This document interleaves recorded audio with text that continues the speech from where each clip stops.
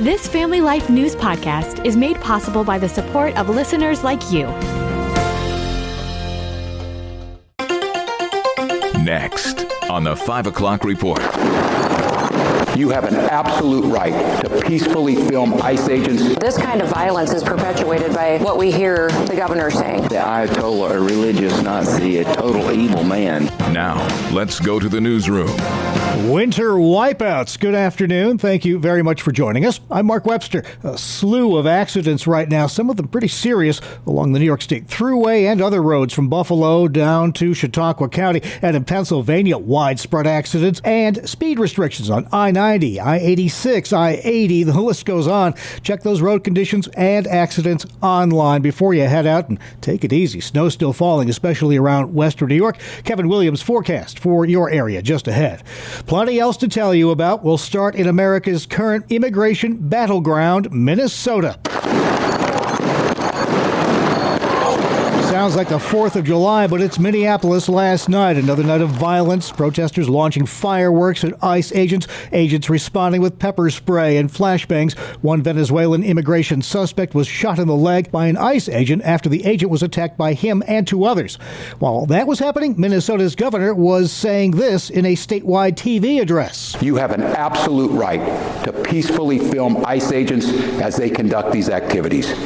So carry your phone with you at all times. Homeland Security Secretary Kristi Noem. This kind of violence is perpetuated by what we hear the governor saying, what we hear the mayor in Minneapolis saying, and their irresponsibility is extremely reckless. At one point, a band of protesters destroyed a vehicle apparently belonging to ICE, using another vehicle to rip a gun safe out of it and taking weapons and ammunition as well as immigration enforcement paperwork out of the vehicle. President Trump's threatening to invoke the Insurrection Act if the violence continues. And these Democrat mayors and governors are doing this over what? Over the lawful and legitimate law enforcement operations to remove violent criminals. White House Press Secretary Caroline Leavitt. Well, now an update on Iran. The UN Security Council meeting today to discuss the crisis unfolding there, a meeting requested by the U.S. The meeting comes as at least 3,000 protesters have reportedly died in Iran as authorities violently crack down on anti-government demonstrations, though some estimates range the death toll far higher. For now, Trump seems satisfied with applying more economic pressure to the regime, but others think it's time for the U.S. to get tough. If we can trade out the Ayatollah, a religious Nazi, a total evil man, for the good people out in the streets, it would be a great trade for the world, most importantly Iran, and for the United States. Senator Lindsey Graham, it's possible the reason the U.S. hasn't used military force right now is because there isn't enough of it in the region. The U.S. military posture in the Middle East was not ready for a decisive strike. It had no aircraft carrier in the Middle East for the first time in years because the Pentagon ordered the USS Ford to the Caribbean. Fox Pentagon correspondent Jennifer Griffin. President Trump meeting with Venezuelan opposition leader Maria Corina Machado this afternoon. Machado afterwards saying the meeting was great as she departed the White House. Germany, Sweden, and Canada sending a small number of soldiers to Greenland amid President Trump's threats to take control of the self-governing Danish territory. After talks yesterday between officials from the U.S., Denmark, and Greenland, the Danish foreign minister said, "The president has made his view clear, and we have a different position." Trump has said anything less than U.S. control of Greenland would be unacceptable, but some find that idea unacceptable. The thought of the United States taking the position that we would take Greenland, an independent territory within the Kingdom of Denmark, is absurd. Republican North Carolina Senator Tom Tillis. The crew from the International Space Station safely home ahead of schedule. Their mission cut short by more than a month due to one of the 4 crew members falling ill. Just before leaving, Crew 11 Commander Zina Cardman handing command of the space station to a Russian colleague. Our timing of this departure is unexpected, but what was not surprising to me was how well this crew came together together as a family to help each other and just take care of each other. The crew safely splashing down in the Pacific this morning. Still no word on which astronaut was ill or with what. Health news, January is Cervical Cancer Awareness Month. Dr. Robert DiBernardo with the Cleveland Clinic says of note is a new home screening option for women recently approved by the FDA, though it's not for everyone. This test is going to be approved only for women at no elevated risk. So, for instance, if I've had a problem with my pastor in the past, no good. If I am immunosuppressed because I had a kidney transplant, no good. The test looks for the presence of HPV or human papillomavirus. Roughly 13,000 women are diagnosed with cervical cancer in the U.S. annually. Now, that Verizon outage yesterday, apparently the problem was a failed server in New Jersey. Several agencies spent hours reassuring nearly 1.5 million customers that they remained in close contact with state and local law enforcement. It was one of the longest outages in the books, lasting roughly 7 hours. Natalie Migliori, Verizon customers will be getting a $20 credit after Wednesday's nearly day-long outage. Customers will get a text message from Verizon when the credit is available to be redeemed. And staying online, Spotify is increasing the prices of its premium streaming plans in the U.S. come next month. Individual premium plans will increase to $12.99 per month. Student plans up to $6.99 per month, and other plans will see some similar price hikes.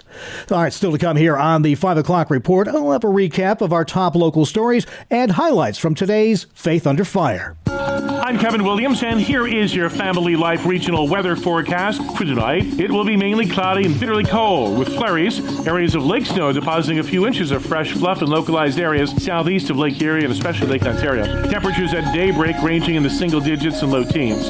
For Friday and Saturday, not as cold. Some snow and flurries from time to time. High temperatures in the mid-20s to near 30 tomorrow, and in the 30s then on Saturday.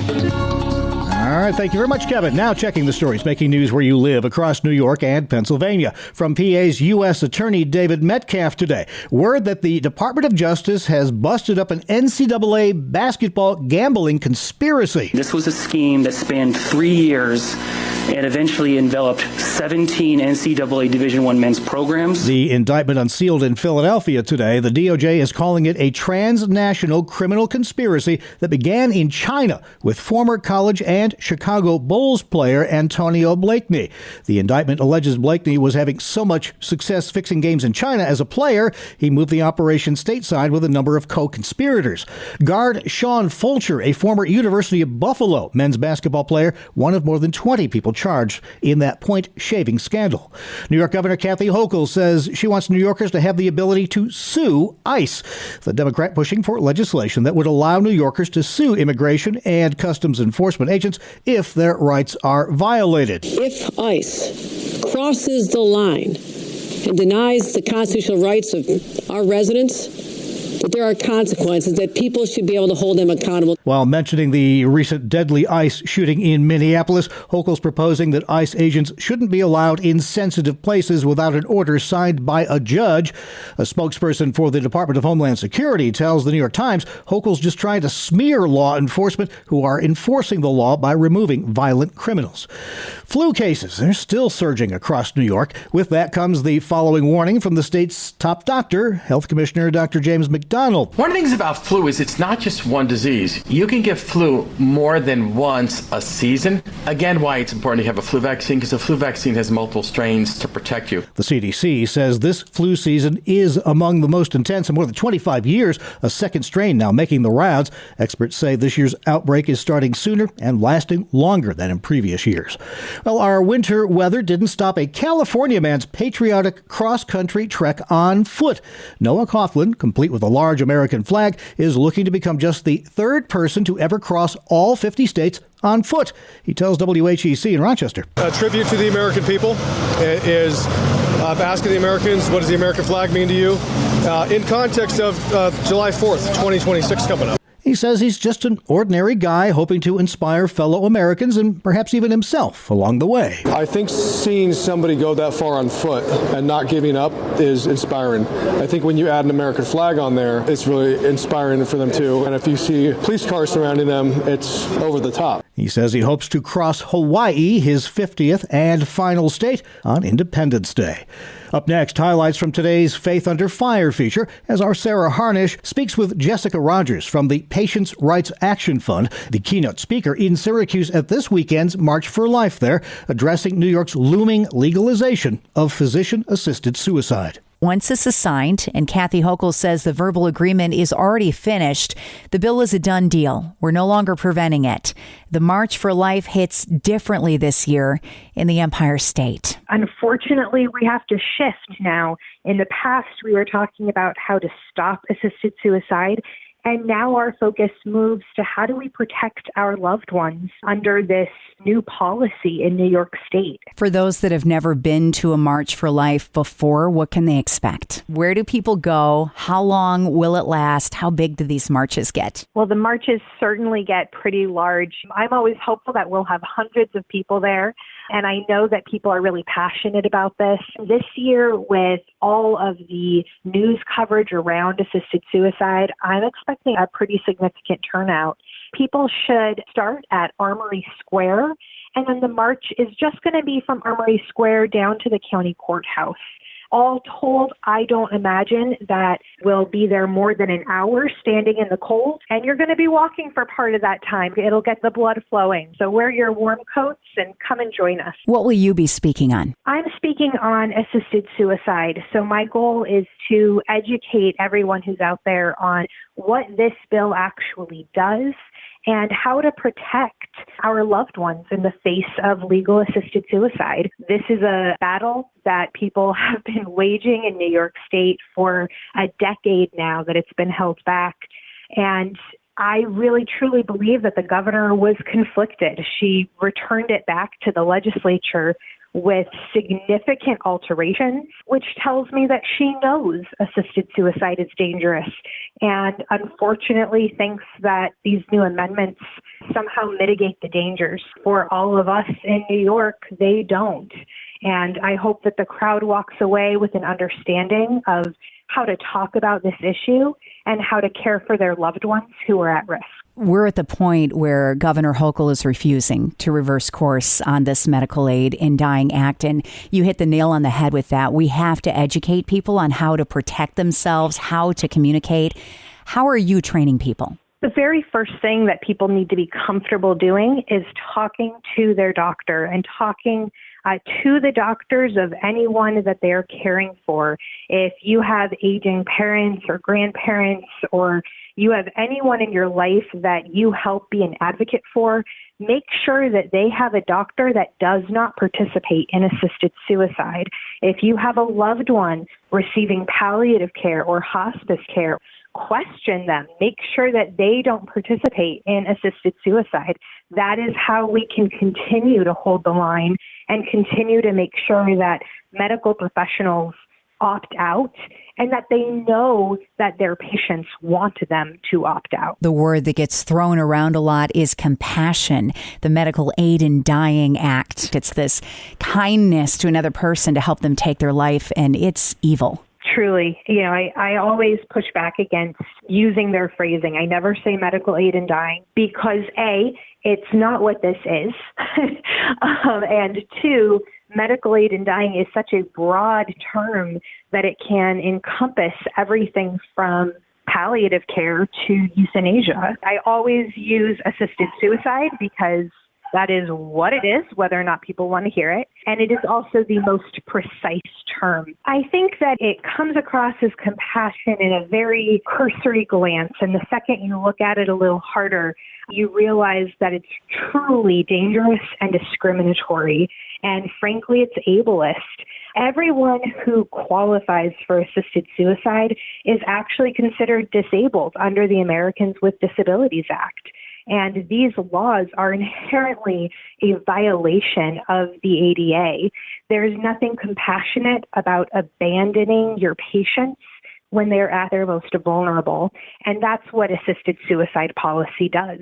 Sarah Harnish speaking with Jessica Rogers from the Patients' Rights Action Fund. To hear that and other Family Life news features in their entirety, you'll find them at Apple Podcast, YouTube, Spotify, and FamilyLife.org. This is the 5 o'clock report on Family Life. What does the Bible say about retirement? More than we might think, just not in the way our culture imagines it. Hi, I'm Rob West with your Faith and Finance Minute. Scripture never describes retirement as checking out or coasting. Instead, it paints a picture of lifelong faithfulness. In Numbers 8, the Levites stepped back from heavy labor at age 50, but they didn't stop serving. They shifted their role. The message is clear. Seasons change, but our stewardship continues. Saving for retirement is wise, but the purpose of retirement isn't self-indulgence. It's freedom. Freedom to serve, give, mentor, and invest your time in kingdom work without the pressure of earning a paycheck. So plan wisely, save diligently, and hold the next season with open hands. Remember, you're not retiring from something, but to something. We can help you learn to manage your money according to biblical principles when you download the free FaithFi app. You'll find it on our website at faithfi.com. Thank you, Rob. Still to come here on the 5 o'clock report, we can tell you how to get to Sesame Street after weather with Kevin. I'm Kevin Williams, and here is your Family Life regional weather forecast. Our latest winter weather maker is moving away now. In its wake, we'll find a frigid night tonight with some localized lake snow and flurries in the snow belts. Temperatures will moderate the next couple of days ahead of the next system, but could be an East Coast storm threat Sunday. Its impact here is questionable, if at all, but there is going to be Arctic air following it that'll carry us well into next week. Here's the call for tonight. It will be mainly cloudy and bitterly cold with flurries. Areas of lake snow depositing a few inches of fresh fluff in localized areas southeast of Lake Erie and especially Lake Ontario. Temperatures at daybreak ranging in the single digits and low teens. For Friday and Saturday, not as cold. Some snow and flurries from time to time. High temperatures in the mid-20s to near 30 tomorrow and in the 30s then on Saturday. Thank you very much, Kevin. Finally at 5, give your rubber ducky a hug. Over 100 classic episodes of Sesame Street now available online on YouTube. Can you tell me how to get to Sesame Street? The streaming giant announced Thursday that it's now the largest digital library of the educational show. That includes the first ever Sesame Street episode to air back in 1969. The selection will also feature shorts and specials from the program. Recently, Sesame Street began simulcasting new episodes on Netflix and PBS. Thank you, Matt Mattinson. That's the world we live in for Thursday, January 15th, 2026. Thanks again for joining us. I'm Mark Webster, Family Life News. Thank you for listening to this Family Life News podcast. If you've been encouraged by what you've heard, please share it with others and click the subscribe button to automatically receive future episodes. Family Life is a listener-supported ministry. Podcasts like this are made possible by your financial partnership. Find out more at familylife.org.